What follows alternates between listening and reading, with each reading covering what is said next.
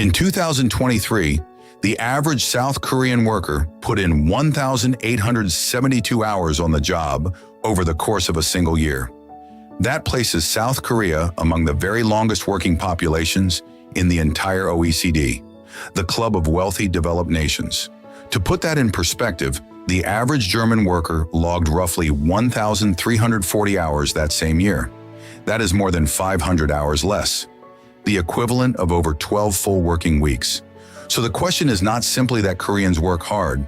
The question is why a country this prosperous, this educated, and this technologically advanced still runs on a schedule that most of its peers abandoned decades ago. The OECD's annual employment data consistently ranks South Korea in the top 3 for annual hours worked among its 38 member states, trailing only Mexico and Costa Rica in most recent years. South Korea's figure of 1,872 hours in 2023 sits far above the OECD average of 1,742 hours. According to Statistics Korea, more than 1 in 5 employed Koreans regularly works 52 hours or more per week, despite a legal cap introduced in 2018 specifically designed to limit exactly that. The Korea Labor Institute found that unpaid overtime is widespread, with many employees reporting work they simply do not log. Meanwhile, paid leave tells its own story. Korean workers are entitled to an average of 15 days of annual leave, but the Korea Ministry of Employment and Labor reports they actually use fewer than 9. And the human cost shows up in health data.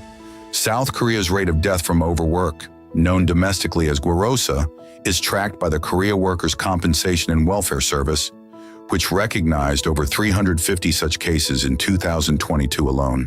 To understand why Korea works this way, you have to go back to the 1960s and 70s, the era Koreans call the miracle on the Han River. The government of Park Chung-hee deliberately built an economy around export-driven manufacturing, and sheer labor volume was the primary competitive tool available. Long hours were not just encouraged, they were state policy.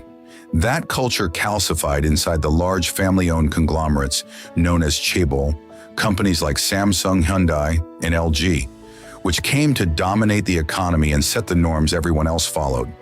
Inside chaebol culture, visibility became a proxy for loyalty. Leaving before your manager was, and in many workplaces still is, a social transgression. Academic researchers at Seoul National University and Yonsei University have documented this phenomenon, describing a workplace norm where physical presence signals commitment, regardless of actual output. Seniority-based pay structures compounded the problem.